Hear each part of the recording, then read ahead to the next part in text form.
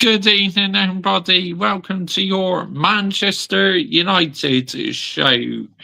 In tonight's show, we are going to talk about the huge breaking news coming out today that Manchester United will be leaving their current Old Trafford Stadium to build a 100,000 Wembley and the North Seater Stadium. Now, I'm going to give my thoughts and opinions whether I think this is going to happen or not, whether they can actually get it over the line because the massive debts they're in. But I got to start off with apologies to any Liverpool fans watching this. In the mud, Liverpool FC in the mud tonight. Darwin Núñez missing his penalty as well. Ah, brilliant. Absolutely fantastic. But big up to every single one of you lying the logs in this evening. Much appreciated. If you're new to our YouTube channel, why not consider hitting the subscribe button? As I upload plenty of Manchester United content on this YouTube channel. And please subscribe as well to my Mr. Joshy J Football channel. Link is in the description, and so is our F1 channel, and pinned on top of the live chat and also in the description is my channel membership. Why not consider becoming a channel member today, where you can help fund my YouTube channel? I literally have a level 1 and level 2 membership, so you can find all the information pinned on top of the live chats. And so, obviously, we need to react to the Gary Neville and Sir Jim Ratcliffe interview, which we will get onto a bit later, people. So, right, I'm just going to say big up to the community as always, because you patiently been waiting. Sorry for the delay, by the way. I was watching the Paris Saint-Germain and Liverpool game. Well, Liverpool against Paris Saint-Germain.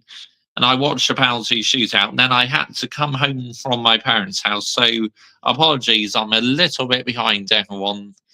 When do you see Manchester United moving in the new stadium? Design the new stadium looks like a circus. And true, it does. Big up to you, Day Night 14, as always, mate. Good to see you. Can we laugh at Liverpool going out to the Champions League? We certainly can. Brilliant. Hopefully Arsenal go out to the Champions League this season and win nothing, and we'll be happy about that as Chelsea fans, yeah. Late Mr. Josh JFC. Say lateness is greatness. Good evening to you, Michael Chelsea FC. Thank you for joining me this evening, mate. Much appreciated. Where are you getting 2 billion from to build that circus tent? Given Jimmy Rat said your club is broke. Oh, exactly. Yep. Exactly, Michael. You know, where are we getting that money from, honestly? There we go. That interview from Brown Envelope, Gary Neville's, that Jimmy Rat was all set up and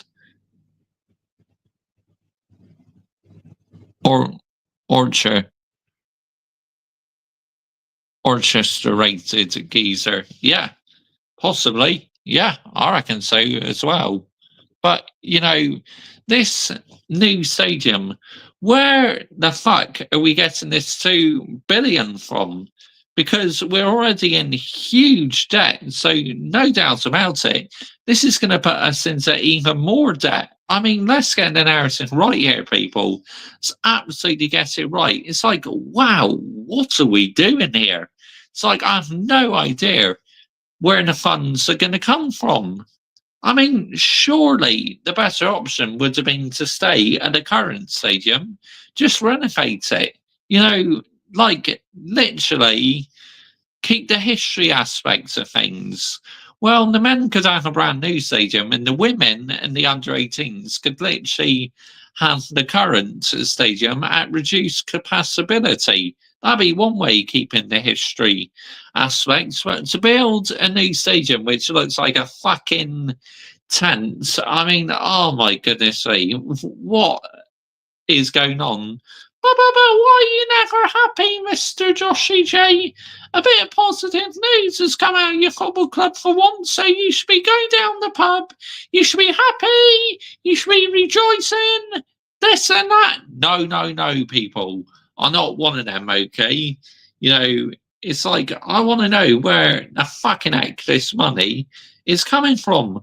Why, oh, why is it literally, you know, where is it coming? Because the club is already £1 billion in debt as it is, or 600 million, whatever it is, and we're building a brand new stadium. I mean, I just cannot see it going ahead. I really can't. I'll be shell shocked if it does. Your line, big up. When Manchester United get their new stadium, I'm calling it circus tent. Yep, that sounds absolutely delusional, isn't it? Old Trafford is falling apart. Yes, I know, but we have a lot of history in that stadium, where we've won all our Premier League titles and that. So to lose it would be a big, big shame. It really would, So, but there is surely a way you could refurbish the old stadium. Yes, I know it's falling down and it's crumbling. We all know that. But surely there is a way you can make it look more sustainable for fans to go and enjoy matches. But I just don't know, really. It's like it would be nice to have a more up-to-date stadium, a bigger stadium, but will we fill it? That's the main thing. I know we have a massive fan base, but could we really fill 100,000-seater stadium to full capacity? I'm not 100% sure. I'm really not. But, any Manchester United fans in the live chat, let me know down below what you're thinking, because you must be like, wow. I mean, the reaction has been very mixed. It seems to be split by the fan bases. Some are buzzing and some are saying they would rather stay in a current stadium, and others are saying, where on earth is the money going to come from? And that's the question I'm asking as well. Just where on earth are they going to find them funds? Because no doubt about it, Manchester City Council or Greater Manchester Council literally will not give them all the funds. They may give them a little bit of funds, but, Sir Jim Ratcliffe and his Ineos group and the Glazers are literally going to have to pay for that brand new stadium. So let's get the narrative right here, people, yeah? Let's absolutely get it right. I mean, just the history side of things, I'd much rather we stayed at the current stadium, but you may think different. This is just me giving my personal opinion. It's a bit like Chelsea. They would hate to leave Stamford Bridge, wouldn't they? Because they got so much history in that stadium. So, I know it needs dire repairs, the current stadium, but I'll put the money into repairing that rather than building a brand new stadium. But why don't you want a new stadium, Mr. Joshy J? Look, I'm not saying I don't want a new stadium, okay? It's because, it's like, just how is this not going to put us into further financial trouble? This is what I don't understand. And it's funny enough, Jim was saying that the club is broken, and now they've unveiled plans for 100,000-seater stadium. I mean, make that make sense, people, because I'm struggling to wrap my head around this. Why on earth would you spend all that money on 100,000-seater stadium?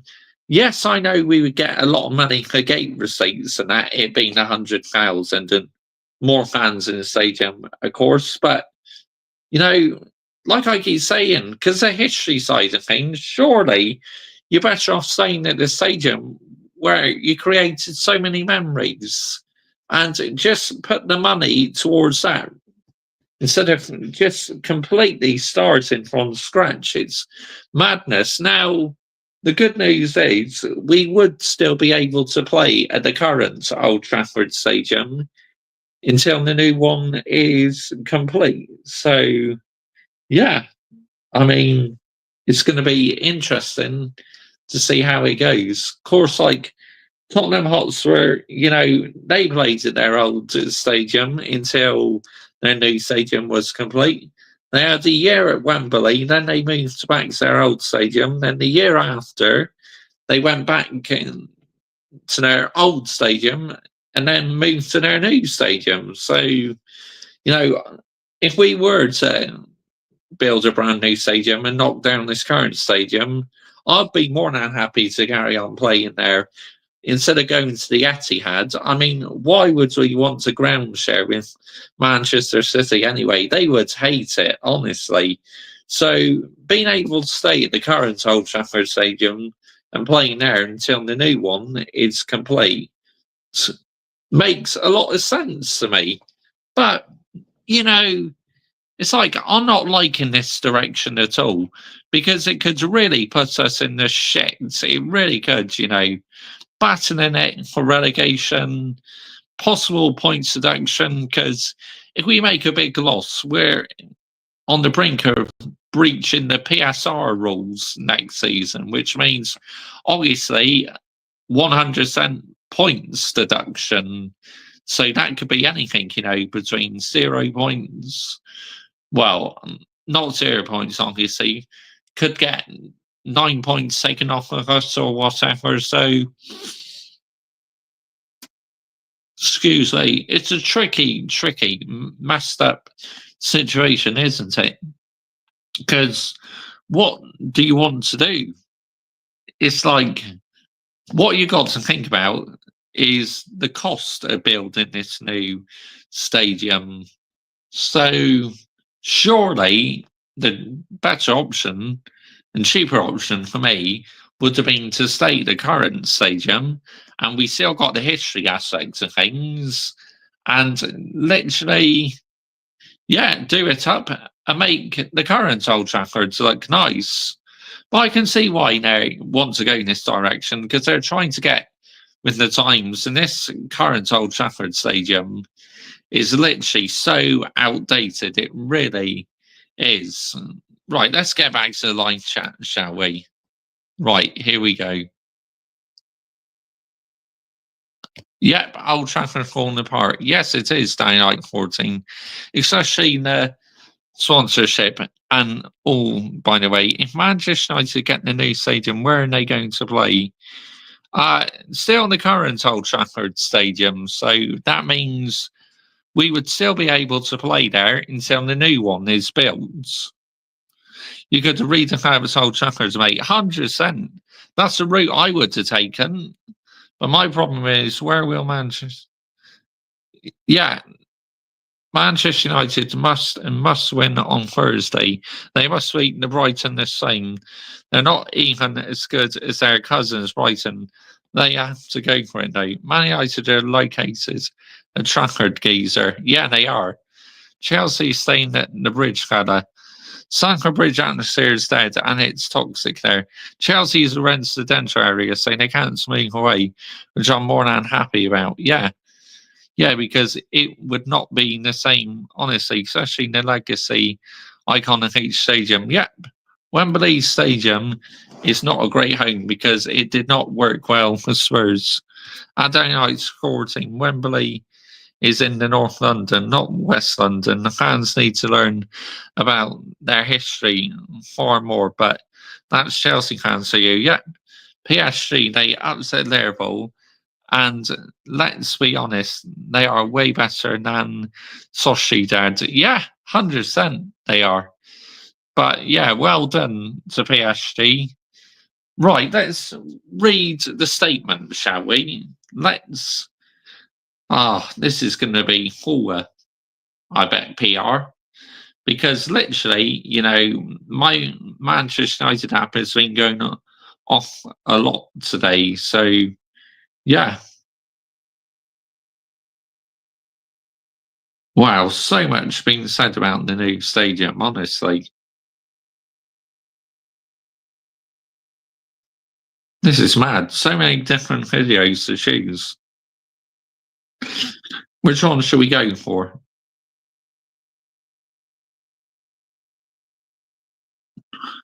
Norman Foster. Should we listen to what Norman Foster has to say? That might be a good shout. Exciting projects in the world today.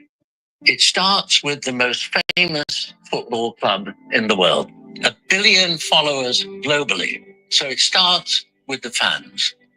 It starts with the idea of making something which is so intense, it brings you close to the pitch. Acoustically, it cultivates the roar.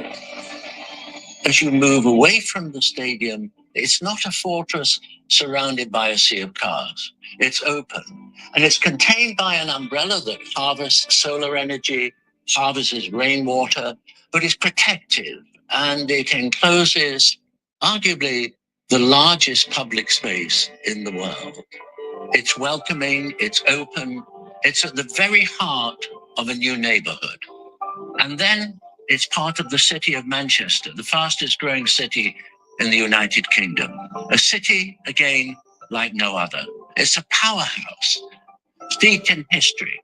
Trafford Park was the industrial heartland of the nation, a heritage which I have a personal connection to. My father was a factory worker at Metropolitan Vickers. And then the three masts, the Trident, visible from 40 kilometers, 200 meters high. So this becomes a global destination. Normally, a stadium would take 10 years to build. We half that time, 5 years. How do we do that? By prefabrication, by using the network of Manchester. I just cannot see how that is going to be built in 5 years. I really can't. Like, what happens if we haven't got the money to pay for it straight away? Then it's going to take about, 8 to 10 years for me, I think, anyway. So, yeah. But what's my score prediction for the Madrid derby? I think literally we will, no, for fuck's sakes, because I'm not a full Madrid fan. Honestly, I just said we, fuck's sake, stinker and hugs there for Mr. Josh CJ. I'm going for I'm going to say a 2-1 victory to Real Madrid. I just think they will have enough in their locker to go through. Calling Manchester United a circus when you get your new stadium. Ratcliffe was talking out in his arse for whole 40 minutes. Good liar, I'll give him that. Arsenal fans will be doing a double watch on, but it's the point of watching your game and the game is done. You're 7-1 up. Yeah, absolutely. 100% Adam Dart 2025. You're spot on, mate. But yeah, anyway, let's carry on listening to this. Canal, bringing it back to a new life, shipping in components, 160 of them, Meccano-like, and then we rebuild the Old Trafford station. And that becomes the pivot, the processional way to the stadium, welcoming and at the heart of a new sports-led neighborhood.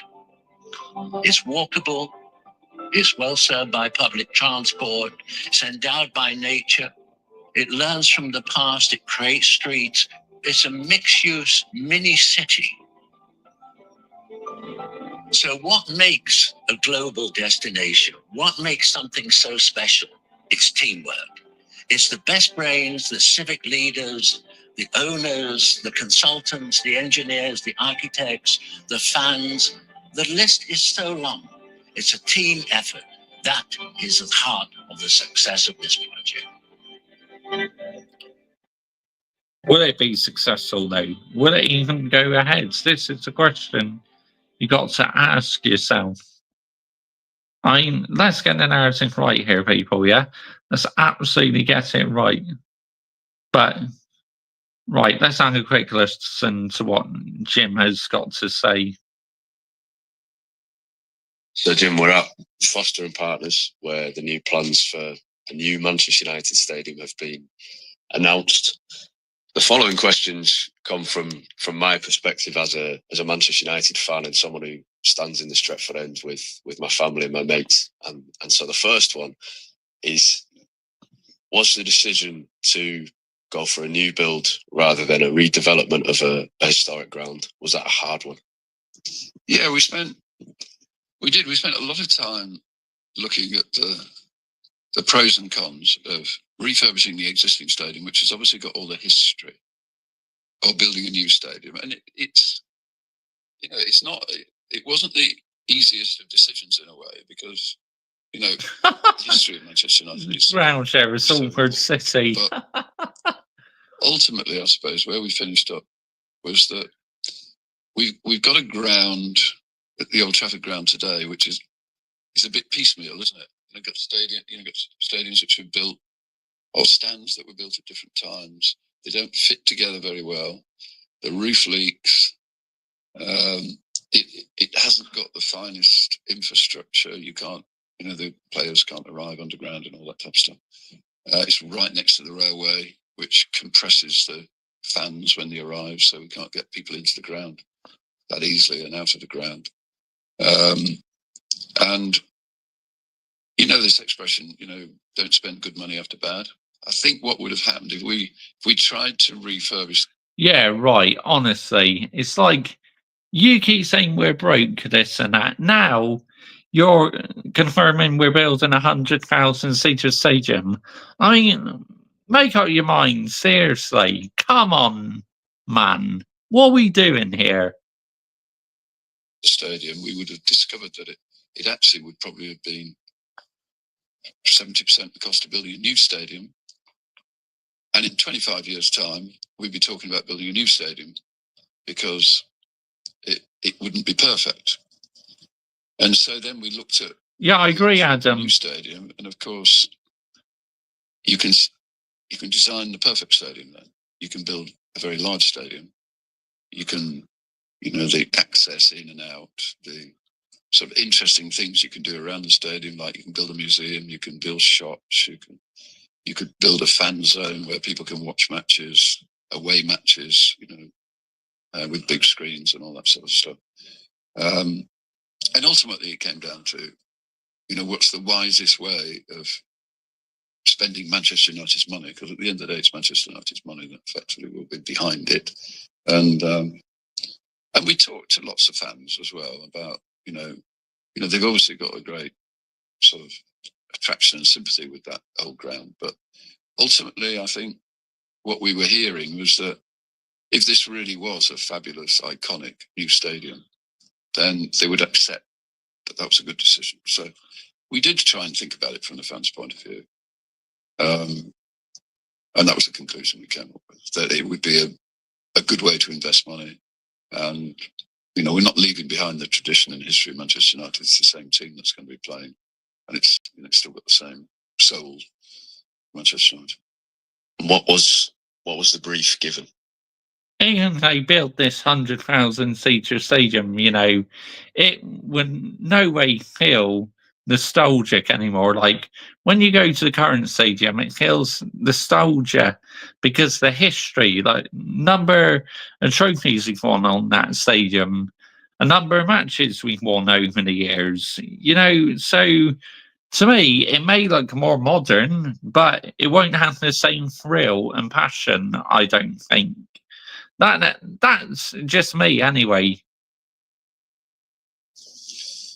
The brief to Norman Foster here was to build the world's... No, it won't, Adam. Thanks. Stadium. It had to be a stadium which was recognisable around the world. There are many... I mean, if you think today, the world's built a lot of new stadiums, hasn't it? China for the Olympic Games, and the Middle East, and America. They've all built new stadiums, and they're all fancy and quite impressive in their own right. But they all sort of merge a bit into... You can't remember one from the other. They all look fancy. They're all... But we have to completely build a new stadium from scratch. Like West Ham United, they were given London Stadium by the council or whoever it was, and Man City obviously were gifted that stadium after the Commonwealth Games. So them teams have had a helping hand. We have to spend literally our own money for this project to go ahead. So, yeah, make it out of what you will. Seriously. Or oval or whatever. But we said to Norman that we would like a stadium where, when anybody in the world sees that stadium, they'll know it's Manchester United. So the second part of the request was that it had to have a really intense atmosphere, and that the people in the stadium would be as close to the pitch as we possibly could achieve. Like, it makes you laugh. He's more interested in making cutbacks than making signings out on the pitch. I mean, what are we doing here? Seriously. Yeah, good night, Daylight 14. But honestly, this guy at times talks right out his backside, and listening to this interview, he likes waving his hands around, doesn't he, whilst talking? Dear me. So that means you've got relatively steep sides rather than flat sides. And we wanted an intense atmosphere because at the end of the day, I think that's worth points in the league. Because the more intimidating it is. Worth points in the league. If your team is crap, you're not going to get any points, are you? I mean, come off it, man. Few Chinese clubs already went bust in their league. Jimmy Rat, he's cool and shite. I agree, 100% agree here, Michael. From the point of view of just seeing this mass of people and the sound, because it's designed acoustically to reverberate, the better that is for the club. Because at the end of the day, this is the club's ground, so we want to be winning matches at home. Well, that's the aim in elite sport, is to win. Of course, we want to be winning matches at home, but you won't win too many matches at home with this current Manchester United team. That's for sure. And we want it to be a, sort of fearsome atmosphere when the competing teams come in. So it really was about the best stadium in the world, the best stadium in Europe, but better than the Bernabeu and the Nou Camp, which are both new and both really impressive. Biggest in the world. You'll be lucky if you get in that stadium better than the Bernabeu and the Nou Camp. No chance. Absolutely no chance. Them stadiums are levels above everyone else. Yeah, I mean, come on, what are we doing here? Seriously. You thinking you can honestly make it better than the Bernabeu and the Nou Camp? Nah, get the fuck out of here, man. Not happening. Intimidating. And, everybody in the world would recognise it.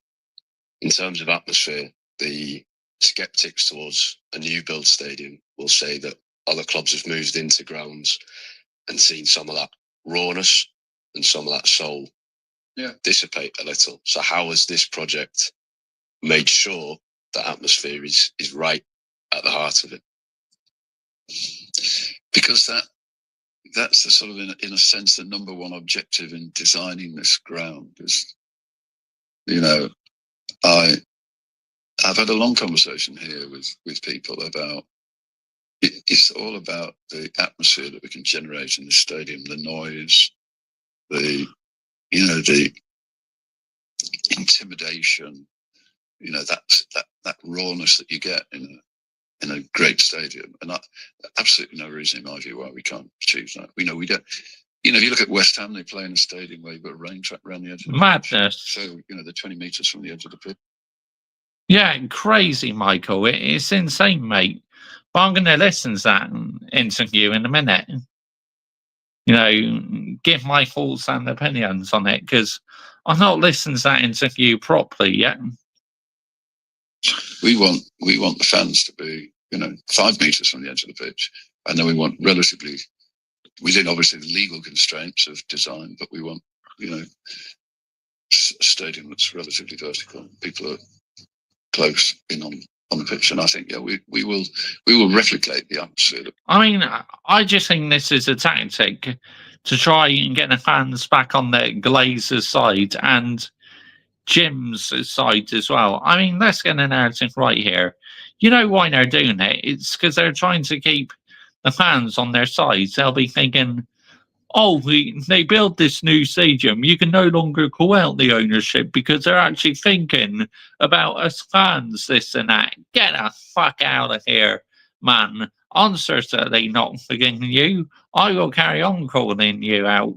You know, to me, this changes absolutely nothing. The narrative remains exactly the same to me. I will carry on holding you accountable. We got it on Trafford, so we will, I'm sure. One of the concerns for fans will be ticket prices going into a new ground.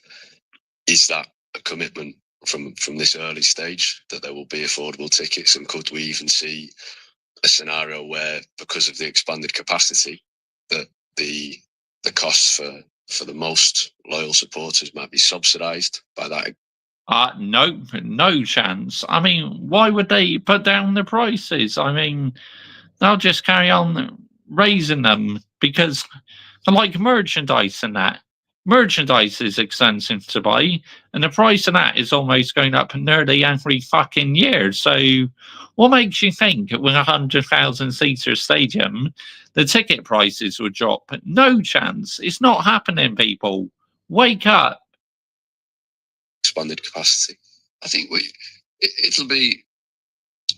it's critical. I mean, this stadium is for Manchester United supporters, and you know the majority of people who go to the ground are the people who live in Manchester and that community around. So the tickets have to be affordable and they have to be a fair price. So you know, I fully support and understand that. And remember, I was brought up on a council estate in Manchester, so it's not something that I'm incapable of understanding. I mean, that's where I started life, the first 10 years of my life anyway. And but there will also be seats that, you know, the big corporate entertainment, there'll be seats where, you know, people come from Hong Kong or people come up from London. They'll have to pay a bit more money for those. But we're going to look after the people in Manchester. But just back Sir Jim? No chance. I'm not backing him. I mean, why should I back him after all these cutbacks he's making? He's not willing to spend some money out on the pitch. But we're broke. Get the fuck out of here, man. We are not broke. Stop falling for the PR nonsense, yeah? For those fans as well who have been going to Old Trafford for many years and have that tradition of going to the game and standing on the Stretford end has been passed down the generations. Yeah. They will be sad to leave Old Trafford, regardless of how exciting any designs will be. So why, in your opinion, is such a big move worth it? Because I think I sort of get that, and I understand that sort of attachment to the past, but really, at the end of the day, I think for the fans, the single most important thing is that we win silverware. You know, I mean, what raises your spirits? Well, give us money to spend then on players, then maybe, just maybe, we might win silverware, yeah? Dear me. What are we doing here, people? The weekend is when we win football matches. If we lose a football match at the end, it sort of dampens your spirits, doesn't it? What we want to be doing, we want. But yet the football club will still advertise some new merch just to try and get the fans back on the football club side after a poor result. I mean, who fucking cares about merch, yeah? When we're down in 14th in the Premier League this season. I mean, let's get it right here, people, yeah? Let's absolutely get it right. Seriously, what the fucking heck are we doing here? It's just, wow. I'm so done with all this PR nonsense. See the best footballers in the world winning football matches, playing for Manchester United. And I think that's what we'll achieve with the new stadium. And I think that's more difficult in the old stadium if we spend an awful lot of money refurbishing an old stadium. And I think No, because the history aspects. What do you mean it's more difficult to spend money on the old stadium? Surely it's a cheaper option. I mean, let's get it right here. Honestly, this clown. If you're a season ticket, you probably saw the game on Sunday, the Arsenal match in the second half. I mean, that raised the spirits. I mean, that was a real fighting spirit, I thought, in the second half, and the crowd really got behind the team, and it really raised the spirits. We all and those sort of experiences, you don't get those in normal. It's sport. That sport that does that to you, and it's about winning. I mean, my only interest in Manchester United is that we get it back to greatness, really, to the place where it should be. It should be. We always think of Real Madrid as being a fabulous team, or Barcelona. We don't think about Manchester United in those terms at the moment, but we should be thinking about Manchester United. Yeah, because of the shit the Glazers have put us in, and the shit you've also put us in. Let's get the narrative right here. This is why we are not an elite football club anymore. On history, we are elite, but in this current moment in time, no, we're not. We're an absolute laughing stock at the moment. Redeveloping Old Trafford is the cheaper option. Yeah, of course it is, Michael. We know that. I know that. So it's like, what are we doing here? He talks out his backside. In those terms, it should be one of the top 3 or 4 teams in Europe, and that's where I want to get United back to. So, what is it about this design that Foster and Partners have put together? What's the bit that excites you the most? I think it's scale. 100,000 people in the stadium is. I've only ever been to one stadium with 100,000 people. That was the Nou Camp, and I was there for the 1999 final against Bayern Munich. And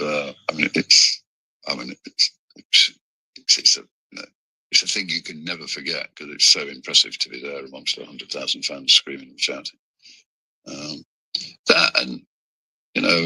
I like design, so it's something that I enjoy in my life, and I think the design of the stadium is 10 out of 10. I think it's a really special design that no one Foster's inspired. What will be the process of consultation going from here? And will that include, as well as fans in the local community, will that include the players, perhaps, and their insights on what makes a winning first Comparing team? to Real Madrid, delusional much meat loaf clothing already. Try that stem. We can. Yeah. We've already spent quite a lot of time talking to fans, and we know where the players are. I mean, they obviously want to play in the greatest stadium in the world,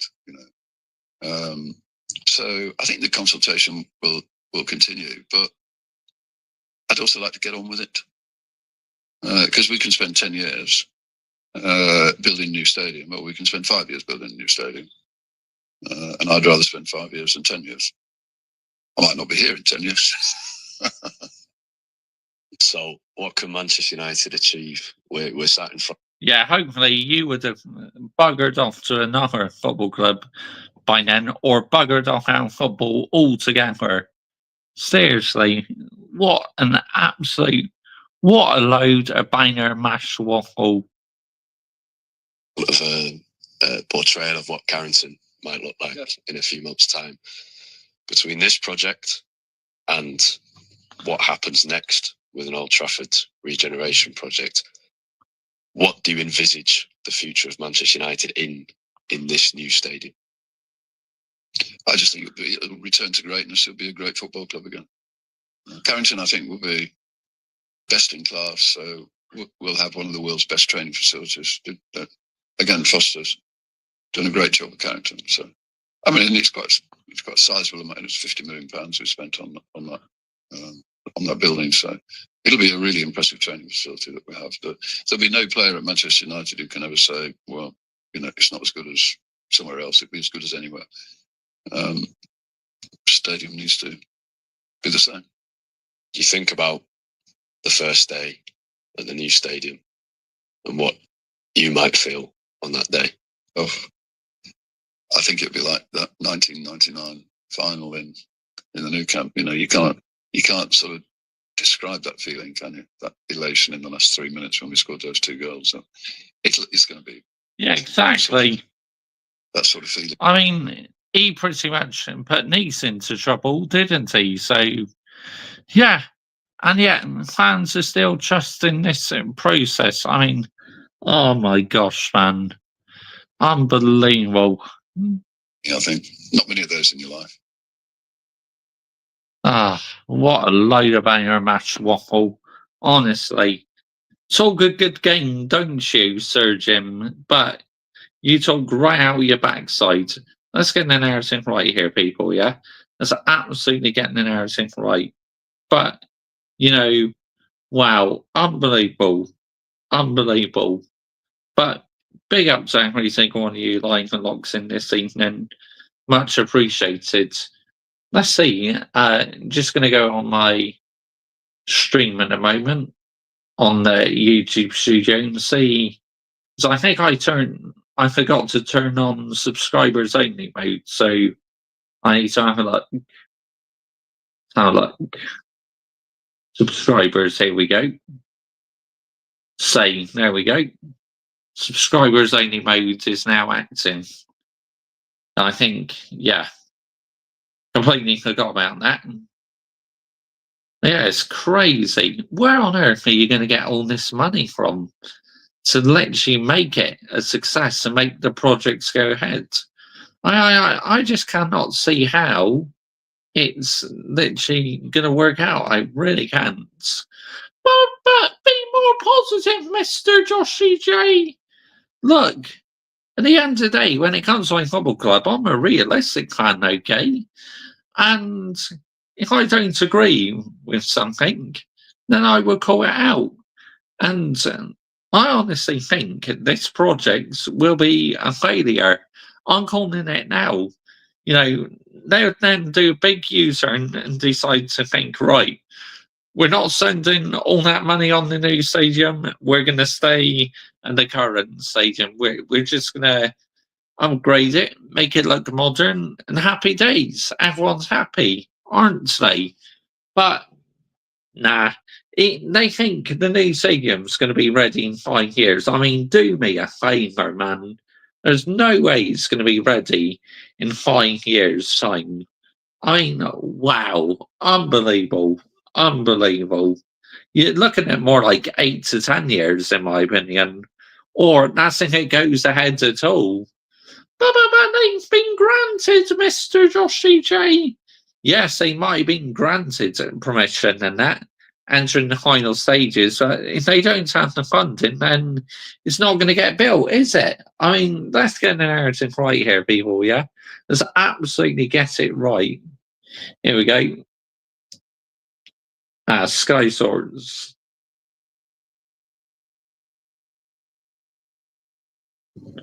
What should we listen to? The 44-minute version or the 9 minute and 59?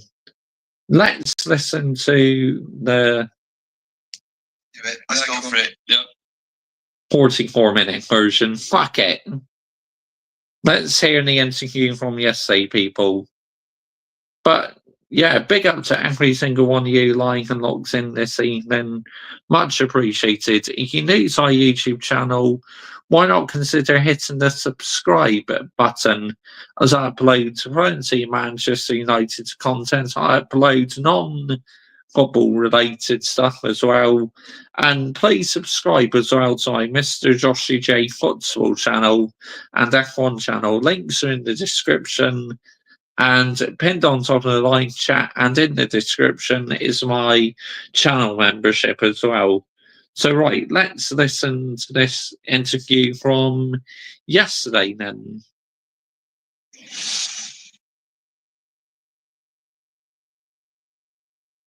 Start. First 12 months in charge at United. Review yourself. Right. Well, I mean, I think in a funny sort of way, it's gone as we anticipated it would. Now, I'm going to say this right now. What have you done in your 12 months at this football club, yeah? Real talk, what have you done? Because to me, I don't think you've done anything impressive at all whatsoever. I think the first year was going to be easy because we had difficult things to do. But I think... Yeah, ruining people's lives, firing them for no reason. But the football club's broke, Mr. Joshy J. What are you meant to do, Mr. Joshy J? Bollocks, we are not broke. Seriously. People, have a word with yourselves, yeah? The amount of merchandise we make and ticket sales, there is no way we are broke. He's just doing it to be Scrooge and literally ruining people's lives. I mean, it's not sustainable. People have been working at the football club for about 20 to 30 years and he's offloading them. Nah, get the fuck out of here, man. Seriously. The club is bigger than... Until you actually arrive in the club, it's bigger than you think, And... Yes, we are a big football club, but we're not acting like a big football club, are we? Why do you think that is? Oh, yeah, because the Glazers and the decisions you're making as well. Scrutiny is bigger than you anticipate because you get your school report at the end of every day instead of at the end of every term. I used to get a clip around here. If I could give you a school report, I'll give you a minus rating and I would say, get out of my football club. That'd be my words to you, honestly. Once every term by my mother, but now I get a clip around here every day by the press. So those. Yeah, you need to clip around the air. How about you take the Glazers with you as well? And both of you jog on. It's as simple as that.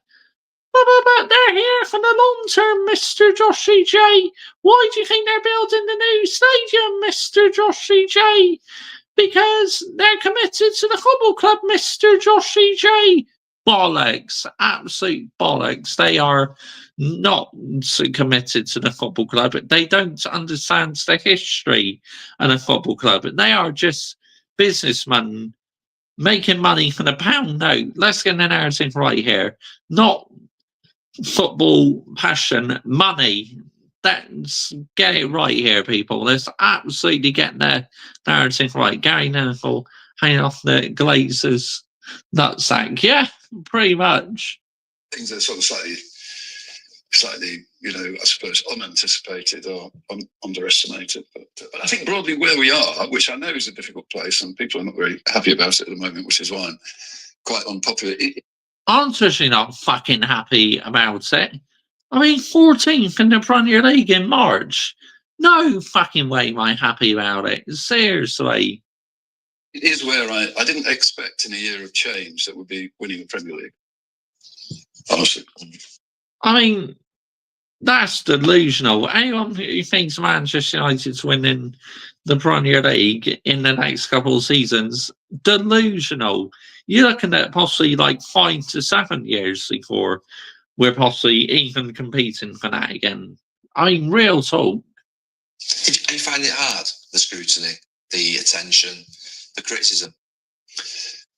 Well, I used to enjoy picking a newspaper up in the morning, having a cup of coffee and a croissant, which it's not quite so enjoyable anymore. But enjoying a cup of coffee and a croissant. I mean, trying to steer away from the question, are we? Yeah, I know what your aim is. Dear me. I think the way, we've all got our sensitivities and it isn't pleasant to read. Hand waves again, waving his hands. I mean, this is just laughable. Some of the press coverage, but the way I get through it is that I believe what we. It's a mighty coincidence. Protests on Sunday, and then all the PR stadium on Tuesday. Jackanory. Yeah, exactly, Michael. A load of PR bollocks, honestly. But you don't know what you're talking about, Mr. Joshy J. I think I know about the football club more than this ownership, people, yeah? For a fan for 25 plus years, I understand that my football club are in a dire state. Doing is the right thing, and I believe what we're doing has to be done to get United back to where United should be. What, ruining people's lives for no reason has to be done? Yeah, nah, get the fuck out of here. To the winning, silverware and winning trophies and things like that. We have to go through this. I mean, if you don't like where United have been for the last 12 seasons since Alex retired, then I think, ergo, you have to accept there has to be a period of change, otherwise it's just going to continue. And change is always uncomfortable and unpleasant at times, and that's sort of where we are at the moment, unfortunately. Do you understand why the fans are angry? Obviously, yesterday they protested at the Arsenal match. Do you understand where it comes from? Yeah, I think, yeah, well, I'm a fan as well, remember, so, we're not going to, wait, you're a fan. You're a so-called Chelsea fan. You wanted to buy Chelsea a couple of years ago, so now you're declaring yourself as a Manchester United fan. I mean, okay, making out of what you wish, people. It's just crazy. fans are not going to be happy languishing down at the bottom, in the bottom half of the table. No, it's a fucking disgrace. Of course I'm not happy. I'm embarrassed. Seriously. And yeah, I get that and I sympathise, but I didn't think that. Sympathise? Nah. You're just in it for the money. You don't care about the fans. You don't care about the football club. You're just in it for the pound note. This year was going to be a walk in the park, so it was always going to be difficult. And if you look at the squad that Ruben's got available, he's only got half a squad, honestly. And whose problem is it? It's your problem for getting out and longer. You brought in Ruben Amorim sooner, and he had a pre-season and that. We could have been in a much better situation. So you need to take accountability for that. And you need the fucking wooden spoon as well. Wooden spoon for you, Jim, honestly. I mean, we're only 2 minutes and 50 into this video. It's because I keep starting it. We are absolutely landing it on this run. And you just said that you're a fan. As a fan, not as an owner, when you go and watch the games, and you have been watching the last 6 or 7 months, what do you make of the performances?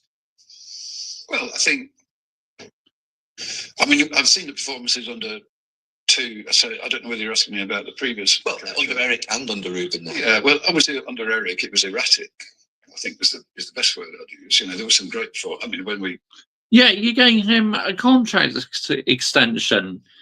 But he won the FA Cup. And what? Yeah? He should have been out the door after that. It's as simple as that, people. Obviously, we're from the FA Cup against Man City.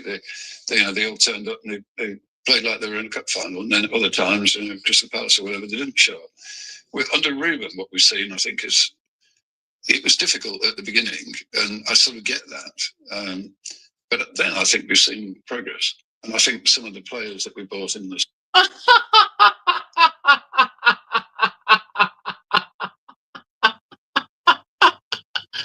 Progress?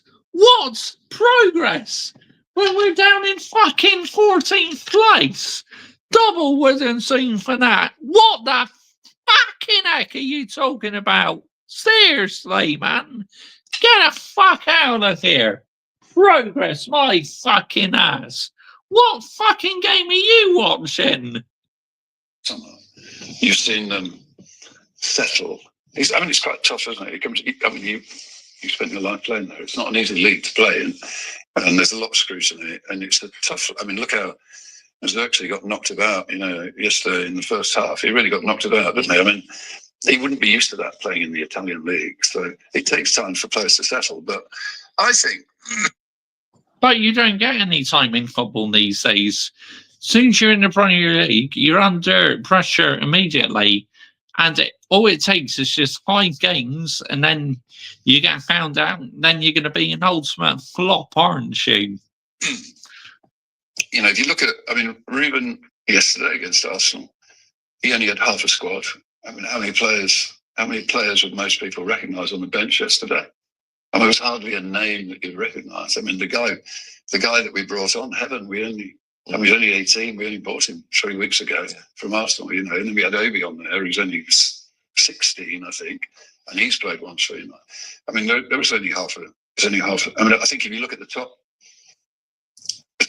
8 most expensive players that we've got in terms of salary, 4 of them are not available to Ruben. Now, if you did that with Liverpool or Manchester City, that's the cream of your half the cream of your team has gone. You know, so I think I've seen progress. Where have you seen that progress? We saw. Yeah, exactly. Where have we seen the progress? Seriously. A bit of a glimpse of the future, I thought. Yesterday? I thought we saw a glimpse of the future, yeah. I did. What, in the second half, you mean? In the second half, yeah. I thought, you know, they were quite cohesive. You could see a bit of the game plan. You could see, and the players played the hearts out for Manchester United. They really did. And you could see it, couldn't you?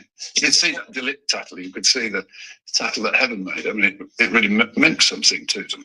So you think the recruitment from last summer will come good? Yeah. Yeah, I do.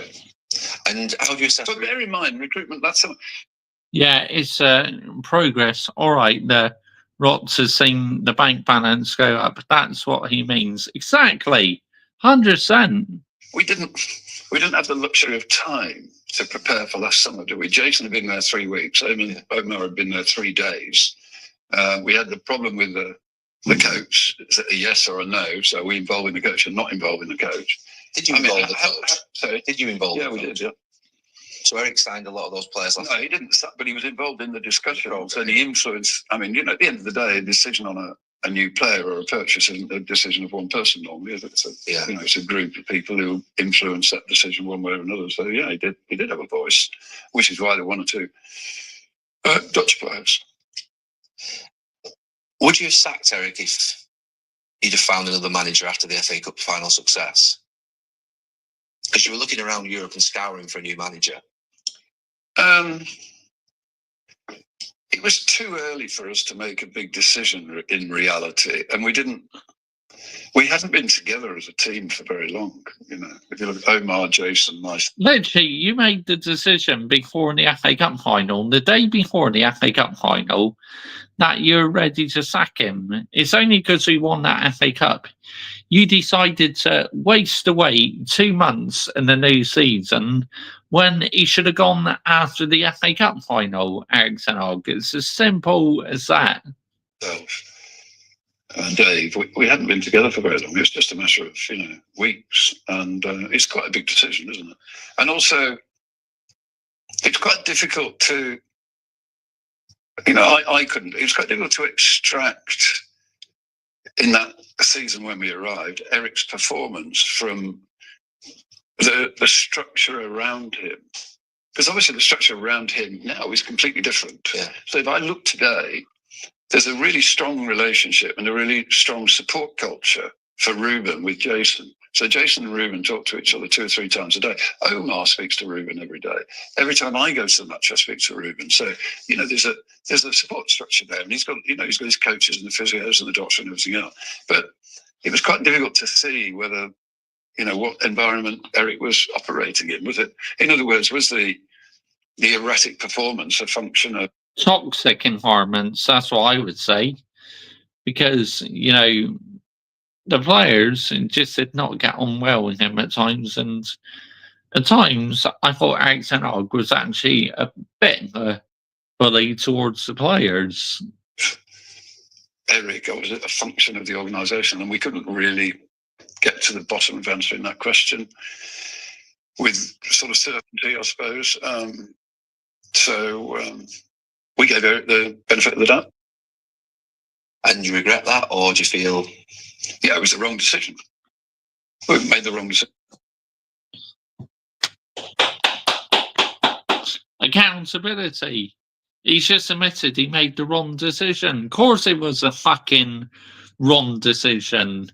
He's actually said something sensible for once. He got it wrong, keeping Eric Ten Hag on. So, yeah, at least he's holding himself accountable, because you know what they say, accountability is the best ability. But he is still an absolute clown, honestly. The Rats, yeah, we wanted Gareth Southgate, Gary, but he had his England commitments. Yeah, honestly, wow, unbelievable. That was an error. So, yeah, I suppose in that sense, I regret it. I think there was some extenuating or mitigating circumstances in having made that decision. But at the end of the day, it was a wrong decision. So, hands up, mea culpa on that one. Yeah. How do you assess Ruben's first 4 or 5 months? It's obviously been tough in terms of results and performances, but how do you assess? He's very honest. Yeah, he is honest, and I like that about. I think Ruben has done an excellent job. I really like Ruben, and I think in the circumstances in which he arrived mid-season, he didn't have. Oh yeah, you're saying you really like Ruben Amorim, but if we don't win the Europa League, then I wouldn't put it past the football club, getting rid of Ruben Amorim in the summer, or he may just walk away himself, because these ownerships, they just cannot be trusted. It's as simple as that. Time to train his players in the way in which he wants to play. He inherited a squad which he's had no influence on, and the squad isn't necessarily designed for the way in which he plays football. Whose fault is that? Yours for giving Eric Ten Hag a contract extension. And English isn't his natural language, and he's never played in the Premier League before, and he's managing the biggest club in the world, and it's a tough place. I mean, biggest club in the world. I mean, that is just laughable. I think it's safe to say, like, Real Madrid and Barcelona and that are the biggest clubs in the world at the moment. Not Manchester United. I mean, get the fuck out of here, man. Seriously. Manchester United's a tough place. And he's young, there's a big one. And he's a young guy, yeah. So I think, if you take all of that into consideration, I think he's done a remarkably good job. What parts are you referring to there when you say good job? Because obviously the results have been poor. But what are you referring to? Just generally the way in which he carries himself, or? Yeah, I think the way, and I think what he's got out of the players that he's got available, I think he's done well with. Do you? I do. Yeah. I mean, if I look at the salary bill of the squad that's available to him, that salary bill is not the salary bill of Manchester City or Liverpool. Do you mean because of the injuries? What do you mean? What are you referring to? If you look at the salary bill of the players that are available to him that are not injured or not out on loan. Because we've got Anthony out on loan, we've got Sancho out on loan, we've got Rashford out on loan, we've got Mason Mount hasn't really played in the last 2 seasons, we've got Luke Shaw hasn't played in the last 2 seasons.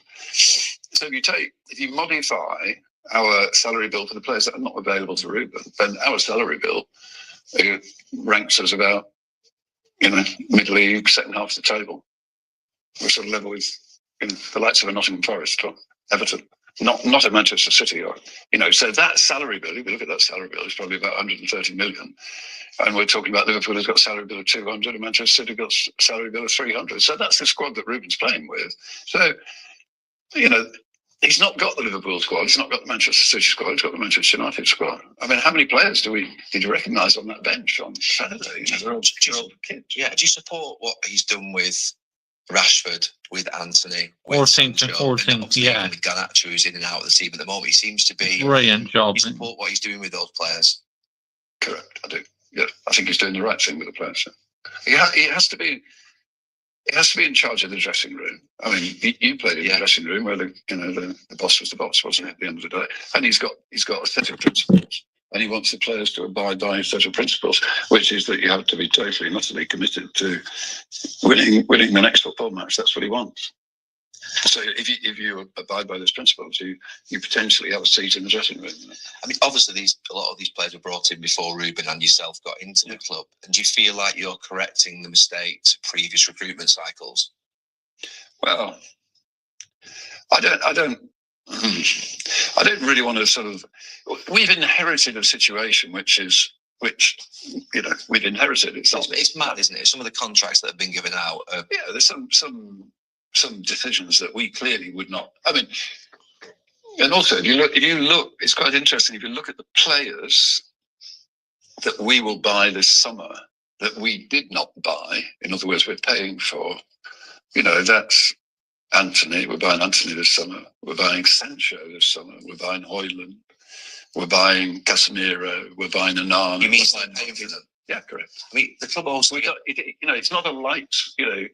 It's not a light switch. In your day, if you bought a player, you bought a player, and that was it, wasn't it? The club owe nearly £400 million, don't they, on players that are still in the club? 390 million. Is that right? That number? Pass. I don't know the exact number. I know the bill that we will pay this summer is 89 million for players who have been signed previously. Previously, 89. I said we buy no players. We write a cheque for 89 million pounds. That's fine. I mean, you mentioned Ruben's playing style before. He has got a rare playing style in terms of the system. Yeah. And I suppose I'm asking you the question, next summer you're going to have to recruit to that specific system. The wing backs, the two players that play in behind Højlund or behind centre forward. Yep. The two. Are you unequivocal that you're going to make that step and back Ruben, and he's going to be here at the start of next season, considering the results that have happened? Yeah. I'm unequivocal about that, but bear in mind, I am backing the management team because at the end of the day, it's Omar, it's Jason, it's the management team that operate Manchester United. Who appointed Ruben then? Who appointed Ruben? Omar and Jason and me. Made that decision. Yeah. Looking at what happened with Dan, obviously Dan came into the club. Yeah. And I mean, I worked with Dan. He headed up the transformation at the FA whilst I was there, and he's done it at other clubs. Yeah. What went wrong there? Because you chased him for 8 months. Correct. And he's done this type of job before of transformation, cultural change. Why did that not work, knowing Dan as I do? Well, you may know Dan better than I do. I'm sure you do. But I don't want to go into the details of it because I don't think it serves any. It doesn't serve much further. I mean, at the end of the day, it was chemistry. Maybe a bit more than chemistry, but let's just say chemistry, and it didn't work. So with you or with the other management team? Just chemistry. And I think. Again, I know it's the non-popular decision and it's seen as an error, which it was, and it was an error. But again, I think it's slightly in our defence. We did recognise it as being something that would not work, and therefore we decided we would make a change. What would have been far easier, because of the scrutiny that we knew that we would get in media, would have been to live with it. But I wasn't prepared to live with it. So I think, and that has to be part of our mentality at Manchester. Even though we're having to make unpopular decisions, if we think it's the right thing, then we're going to do it. And there's quite a lot of unpopular decisions. I know, lunches and things like that. They're unpopular decisions. But yeah, let's come on to those. Yeah. I want to talk to you about those things. Obviously, £15 million was spent to remove Eric and Dan, which are expensive errors. Correct. Yeah, I'm just going to take 2 or 3 examples. £40,000 was taken away from the former Players Association. Now, that's not the players that played under Sir Alex Ferguson or even in the last 10 years, the players from the 1960s and 70s. Yep. I look at that and have a little bit of knowledge of the club, obviously having been there for 25, 30 years. I just look at that and I think it's £40,000 from players who are giving a lot back to sort of the local community. They're obviously big supporters of United. Why not look at that 40,000 and put Harry Maguire and Bruno in a dinner? Sell 1,000 tickets for 30, 40, 50 quid, raise the money through a dinner, maybe do a raffle and auction, and give the ex-players their money. Yeah. And do it in a way whereby you're not looking like it's a cruel decision, which it is. Why would that not be looked at as a shopping list of things that, that's got a health warning to it? They're former players, they're people who do a lot of good for them. I'm not talking about the sort of, this isn't the players the players in the 70s and 80s. Why would that decision be made? Well, nobody suggested that. Because I would have supported that, but Jim, that alarms me, because if people aren't suggesting that to you at the club, then I don't think the people at the club are not. They're not. Most of the people at the club are not cruel or heartless people, but I think it's 40 grand. Yeah, I know, but there's Harry and Bruno can just turn up for a dinner, Raise 50, 60, 70, 100 grand for them. Why didn't the current players put a grand each in for them? Things like that. If it came to me and I was looking at a decision like that, and these guys who've been putting so much time into the club over so many years, it just looks. Why can't we reinstate that? Well, maybe we can. I don't know. I can have a look at it, but I'm not aware at that level of. Honestly, Guy, I'm not aware of that Detail. At that level of detail. To be honest with you, Well, I think though, if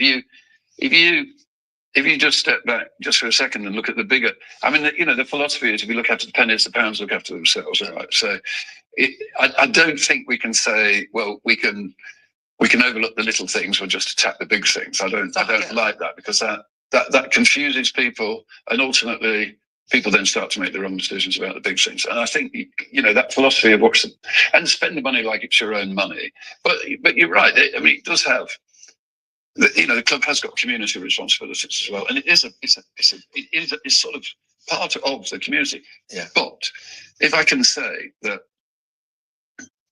Manchester United has lost money for the last 7 years. And it's something like, in the last 4 years alone, it's lost 330 million pounds. It's horrific.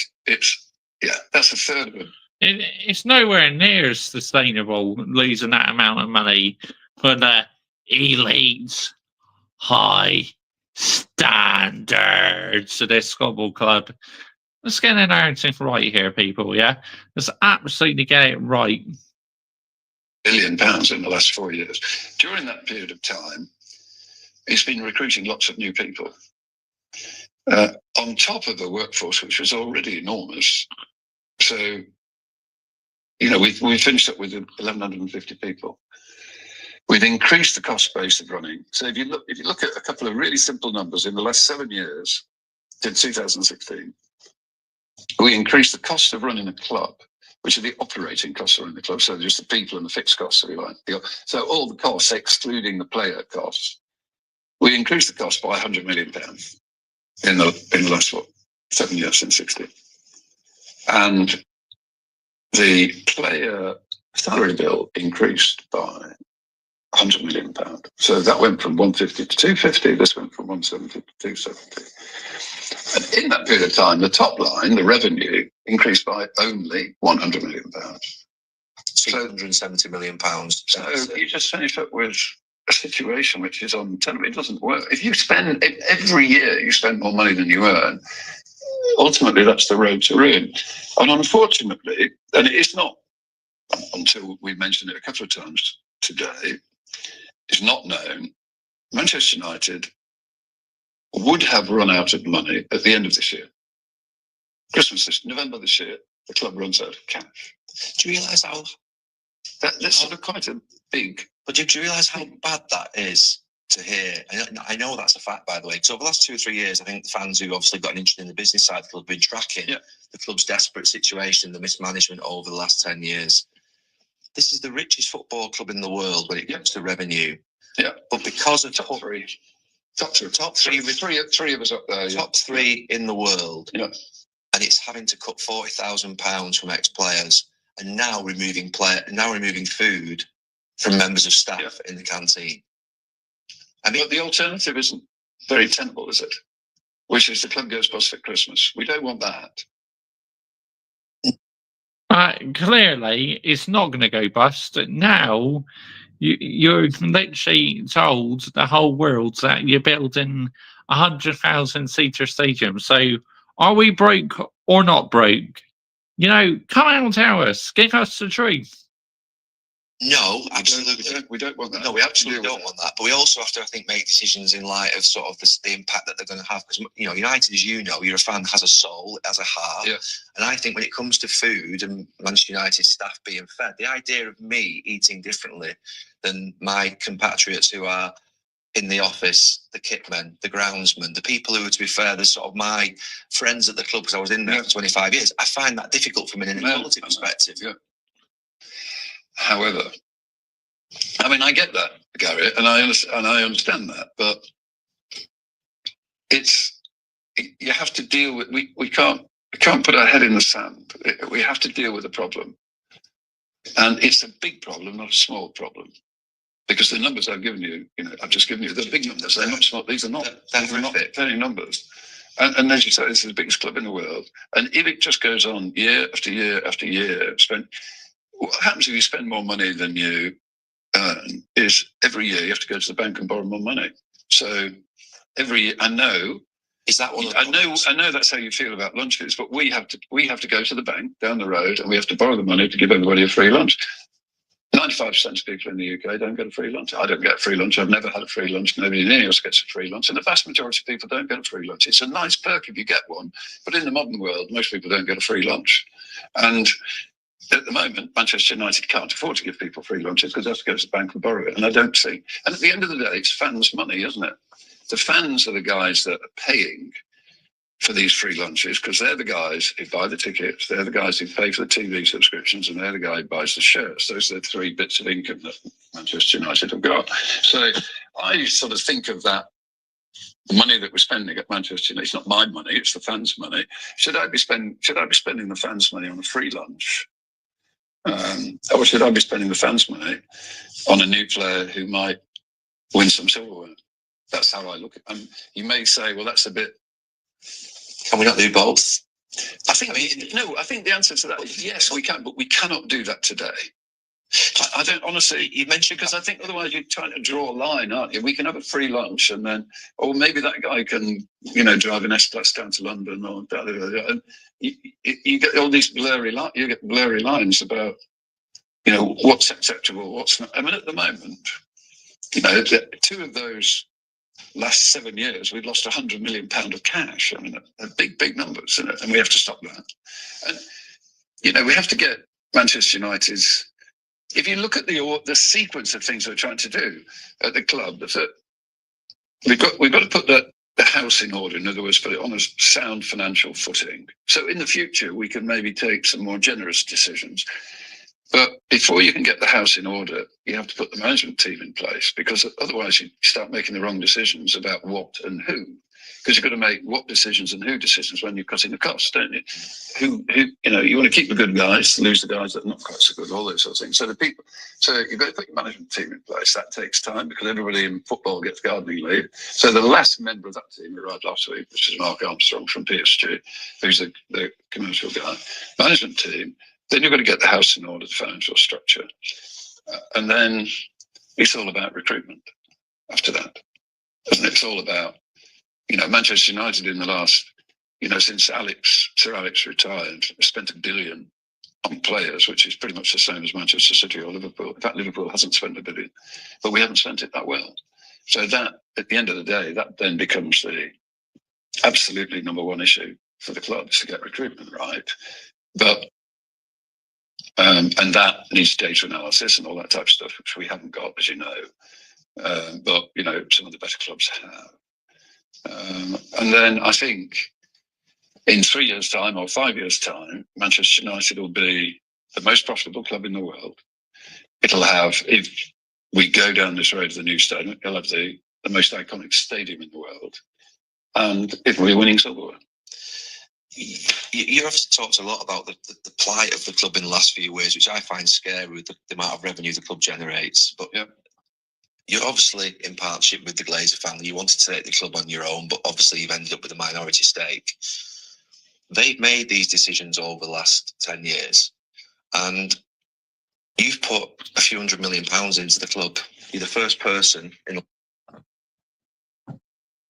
Jimmy Rats, oh no, I want you to feel sorry for me and have a dip at my own pocket. You're a billionaire fella. Cry me a fucking river. And he's also saying the fans' fault as well. Yeah, I know, it's delusional, mate. It's absolutely delusional on the highest level. This is just insane. Last 25 years to put money into the club. They've taken nearly £200 million out in cash, in dividends. They've put a lot of debt onto the club, I think about £730 million, which means that the club has an interest bill every year of £40 million. £35 million, and it's going to go up potentially in a couple of years when it matures. You're an incredible businessman. You will understand alignment in business more than anybody. Your money's being whittled away and spent. Exactly. Your money's going at this moment in time. Yeah, no, most of that's Would it gone. not be a question to sort of pop across the board table to say, look, guys, can you not just rock up with a little bit of cash yourselves and put some in for once? They haven't put in for 20 years, and they've taken nearly 2 But that's not. Yeah, exactly. I agree, Gary, now on that. Why don't you fucking put some of your own money into the club? Not the it's not the solution just to keep throwing money at the problem. No, So we can I know buy you three have to loads. correct the finances. You've got to get the house in order. But what And if you look at the reason the debt is at the level it is at the moment, which is 700. Yeah, because the Glazers, taking the money out in the football club to help their other businesses and putting it to Tampa Bay Buccaneers, their NFL team. Let's get it right here, people. Let's absolutely get it right. Fucking ridiculous. Pathetic. 2 million. yeah, it's Just the player. 60 plus a bit of overdraft, yeah. But that's increased by 330 million in the last 4 years because the club's been spending so much more than it's earning. Because they won't put money in. No, that's not. No, that's just because it's spending more than. I know, but if you make mistakes, it's a bloated organisation and made mistakes on recruitment. But you're a far better businessman than anybody in this room and a lot of people in this country. You'll pay for your mistakes. You're the type of guy that I think would pay for your mistakes. Why do they not pay for their mistakes that they've made in the last 10 years? Put some equity back in. Why? The fans are having to pay increased ticket prices. People are losing their jobs. People are not getting fed meals anymore. But former players are having money taken away from them, and they took £200 million out. Now, I know they're your business pals. I know you can't criticise them. I know where you're at with this. But I also, there's an element here of it's staring us in the face. I can't. I don't think the solution to the problem at Manchester United is throwing money at it. But it's not increasing the debt. If the debt's going up by 300, the debt will come down. If we're successful in what we're doing at the moment, the debt will naturally come. Like the debt has gone up over the last 4 years because it's been losing money. If we're making money, the opposite will happen. What we need to do is make the club, because two things have happened with the club. One,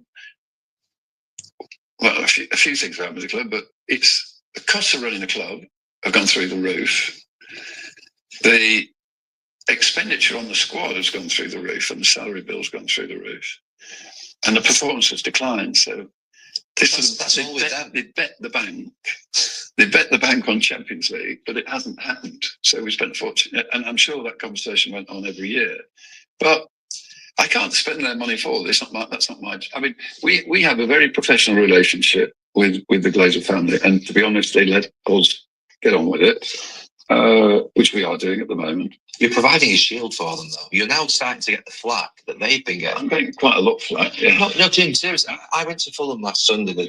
Just as a fan, I wasn't working the game, I wasn't on Sky, and I'm sat there in the crowd, and you don't actually, when you're in the gantry, hear everything because you've got the earphones on, you commentate on the game, and I was thinking, you're starting to get quite a lot. Slipstream of their mess. Yeah. You're getting fired at now. You're a target now for the fans. When you came in, you think about the perception when you came in. Now you're getting their flack. You provided an umbrella over their heads. Yeah, it's true. But change is always uncomfortable, isn't it? People never like change. Well, and it's all these things that we need change. It has needed change. But change is always. Human beings don't like change. They like, they like the status quo. They much prefer people stick their head in the sand and just assume it'll all go away, but it won't. So, change requires some unpopular decisions, and I think I have to accept that I'm going to be unpopular. I don't know how long I'll be unpopular. Maybe I'll be unpopular for a long period of time. But I think it's worth being unpopular to fight our way through the changes that are necessary to get Manchester United back to where it should be. And hopefully the attitudes will change a bit if we come out the other side with a successful outcome. But I'm not here to. I know. A lot of people have a problem with the Glazer family and what have you, but rightly so, Jim. To an extent. But green and gold until the club is sold. What they've done over the last 18 years or so has been an absolute disgrace. Literally killing the history for a football club. Absolute run-ins in the game, the Glazers. Absolute run-ins. Dear me. And they've run the club. I mean, what the problems you talked about running the club, the £270 million that has been increased under their stewardship, the poor performance, the poor recruitment, the debt, the increasing debt, it's all on them. However, I think United 20 years ago had the best stadium in the country, the best training ground in the country, the best team in the country, and we're debt free. And we're going to be back there. We will get back there. But they are. Nope, not under your ownership. We won't. No chance. 2,000 miles away, and they gave management at Manchester United a lot of rope. If you look at some of the other characters in English football who are owners, and you know them very well. I mean, they're heavily involved in all the detail of running the club, aren't they, and the management and what have you. I mean, they gave management an awful lot of rope, too much rope, obviously. But the management, the previous 2 teams of management have to take a lot of the blame for the decisions they made at that club. They have to, I'm afraid. It's not just that the Glazer family. But they have been the owners in that. Ultimately, but then they've not been involved in a level of detail that they're like. That's negligence. Well, you're involved in the level of detail here now, and you're having to correct them. Yeah, no, I'm overseeing the club in the last 10 years to a point where it's running out of cash. That's negligence. You know that better than anybody. Well, I don't. I'm not looking backwards. I'm trying to look forwards.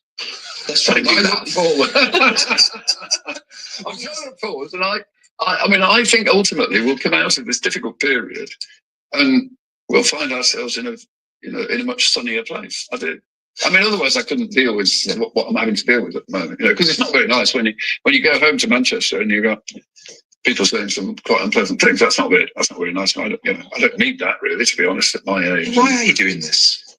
Because I really like Manchester. Manchester United has been my boyhood club. So, and I believe your boyhood's club. Get the fuck out of here, man. They are not your boyhood's club because you're a so-called Chelsea fan. So what a load of PR bollocks that is. That we can sort it out. If I didn't believe it, we wouldn't. I wouldn't do it. Well, I'd sell it to the Qataris or something. I don't want to do it. I think we'll get there with Manchester. Manchester United is the. Yeah, I think that's the better option. Sell it to the Qataris. 100% brand new ownership. Greatest football club in the world. It's the world's favourite football club. It's the biggest football club. Everywhere I go on the planet, there are Manchester United supporters who want to come to everywhere I go. I mean, last summer we crossed the border between Mongolia and China. We were the first Europeans to cross the border from Mongolia to China, and as soon as we crossed the border, we were surrounded by Manchester United supporters. The customs guys, they all wanted photos. They didn't want to look at my passport. They just wanted to take a photograph. So. It's an amazing club, and it's just had this miserable time for 12 years. On history, we are an amazing club, but in this current moment in time, we are no longer an elite club or historic club. Now we're just a complete laughing stock. It's like you got players conning their living out in this football club. You have too many. The Deadwoods is still here. It's just like, it's a nightmare, man, honestly. Since Alex and David Gill retired, and I'd like to see, maybe it sounds a bit arrogant that I think I can take it from where it is to where it should be, but that's what I believe. It's not me either. It's me, it's Omar, it's Jason, it's Dave, it's Colette, it's the other guys that you don't really see, Gary and Mark Armstrong, and Roger Bell, and it's quite we had a board meeting last week, and it was a really good, cohesive board with a really good group of people who were all really, really focused on getting Manchester United the right place. But it's the first time we've had a board meeting since I arrived on the 1st of January where we've had the full team in place, right. And it was a great board meeting. So and people expect people expect instant gratification in the modern world, don't they? But this is, of all football clubs, this is the super tanker. It's huge, and it takes time. One thing that the fans are most worried about at the moment is yeah, Michael. Yeah, very true. Can you give them some comfort?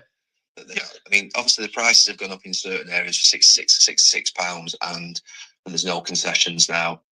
I think. Are we going to see ticket prices increase again next season?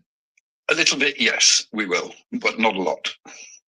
How much by do we know? No, not yet. We'll know in a couple of weeks. What? Come on, say your cowards. Say how much you're going to charge the fans. Don't hide it behind closed doors. Come out and step up and be the man and take some accountability. But there's no accountability, is there? I mean, it's ridiculous. Absolutely ridiculous. It's not going to be a big amount, but what factors are in that decision? So It's not going to be a big amount. More than likely, say maybe a £50 increase or £40 increase. You ain't see. Dear me. let's say the club's losing money, but the fans are going to be absolutely livid if the ticket prices go up again. Of course they will. What's happen will have happened twice in a very short period of time. Okay, so my guidance to the management team is that, you know, we have to look after the faithful supporters, and we have to value the fact that the support of those supporters at the game is worth points, which it is, isn't it? Because the more... Who are the faithful supporters and who are the sort of, what do you mean? They're all faithful, aren't they? In some way, I mean, they all turn members. Well, the stadium's full. The faithful supporters. Brown envelopes, no, but the real ones, yes. You know, they are the ones who literally go there and sing their hearts out to support the team. But the brown envelopes can get in the fucking bin. Supporters who've got a season ticket and they go to the games, and the faithful supporter is the guy who's got a season ticket. He goes to the top 6 games, but he also goes to see the other games as well. He doesn't just pick the top 3 games and then sell his ticket on to somebody else for the other games. In my view, that's the proper supporter. I don't know whether you agree with that, but that's where I am. So, you know, because so I think, and it is worth points. You know, if you look at the Kop, you look at the Stretford end, that's worth points, isn't it? It's, you know, the more intimidating that atmosphere, the louder. We saw it in the second half against Arsenal. I mean, that really lifted the team in the second half. I thought the fans were fantastic on Sunday.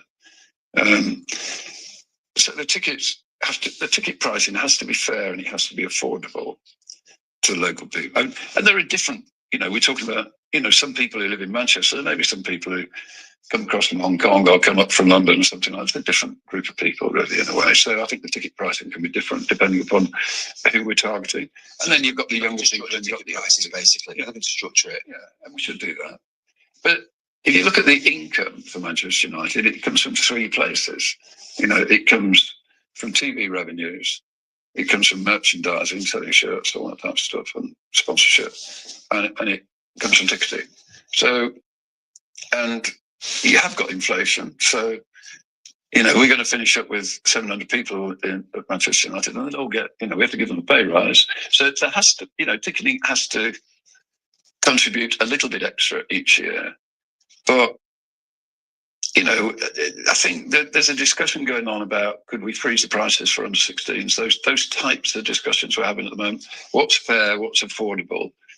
But we've also got a hole in the finances, you know, which we need to fill. I know we got a lot of criticism whenever it was 2 or 3 months ago on ticket pricing. You know, that £66 thing, but that. I mean, just to put that in context, and so you may still criticise me or us, maybe, I don't know. I mean, it was a club decision, it wasn't my decision, but I didn't know much about it. But that was 500 tickets out of 75,000 that people returned to the club. They bought the ticket and they returned 500 tickets because they wanted their money back. And those 500 tickets were tickets which had been subject to a discount, either because they were a young person or an old person. And the club received those 500 tickets, which people sent back because they didn't want to go to the game. They gave those people their money back, and then they sold the tickets at face value rather than discounted prices for 500 tickets, that's all. And the face value was £66. So that's what the club did. So it didn't... You know, it wasn't a huge thing that the club did. It wasn't 10,000 tickets or 5,000 tickets, 500 tickets. And they were tickets which had been issued at a discount to people, which I think is a good thing for us to do. But those people said, we don't want to go to the game, we want our money back. Then the club received a fine, I think, still £6 quid. That has now been reversed, so we don't do it. And I have, there was a PR disaster at the time, wasn't it? It was a PR disaster at the time. A catastrophe, but I'm not sure that. Of course, it was a PR disaster. 100%. I mean, the amount of PR what comes out in this football club is a disgrace. That fact I'm just giving you now is really described terribly well. Because when you hear that, that's not the biggest deal in the world when you think of all the things that are going on at Manchester United. I suppose she said something during, it was a small piece. She said, I wasn't aware of the decision. He said he wasn't quite across the detail to 40,000. I wouldn't expect you to be. No, I can't be. To be honest with you, I have businesses myself, and I wouldn't expect to be involved at that level of decision. No. But you've got to make sure the people underneath you understand the magnitude of decisions that are being made in the club. If it reflects upon you, they're going to come for you. Yeah, which they are doing at the moment. Yeah. But you don't get it all right, all the time. And rightly so. The fans have every right to be annoyed at the current situation. One huge positive. I've sat on a task force. Are we moving on to a positive? I thought we'd get through it. We've got a minute left, so let's look at something really good.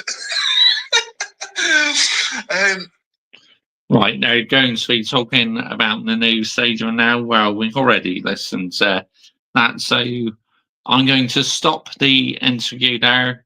But yeah, no accountability. I mean, what a load of banger mash waffle. Honestly, an absolute joke, man. What are we doing here, people? Seriously. I mean, wow, this clown, seriously. He does like heading. But just back in, trust the process. Fuck the process, yeah? It's called trust the protest. It's not trust the process, it's called trust the protest, and fans should carry on protesting. But now they're on about building a new stadium. They're probably not going to talk about this shit or thing going on anymore, but I'm going to carry on talking about it because, I think it's absolutely disgraceful what is going on at my football club, and I will not forget it. I will not shut up about it. I will carry on speaking the truth of my football club, and I am fighting, for this football club. Literally, my grandpa would be so proud, how I'm fighting for the football club. He absolutely loved, and I absolutely love as well. So, yeah. Gary Neville sucking that nutsack geezer. Yep, 100%. Yep, absolutely. But, you'll still have fans believing in this, trusting the process, Michael, unfortunately. It's just the way football goes, mate, at times. It really is, which is so jarring. Absolutely jarring. It really is. But anyway, I am wrapping this up now, people. I will be back tomorrow, obviously, with Ruben Amorim press conference reaction for the Real Sociedad game. And I'll post a regular upload as well. So let me know down below in the comments what you made out that interview. And what do you think of our new stadium plans? Are you happy that we're looking to build a new stadium, or are you unhappy? Would you rather we stay in the current stadium? Yep. So before I go, let's have a look if there's anyone lying who I like. Let's see who's lying who I like, because I know it's quite late here in the UK now. Let's see who's lying. Who's lying who I like? Right. Ads, here we go.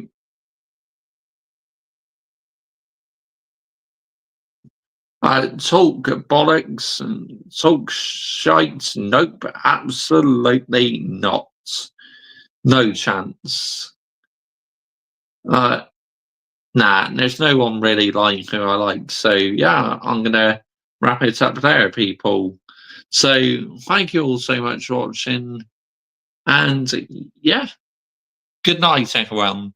Bosh. See you, mate. Have a good night. Yep. Thank you, Michael. You too, mate. Bosh. Goodbye.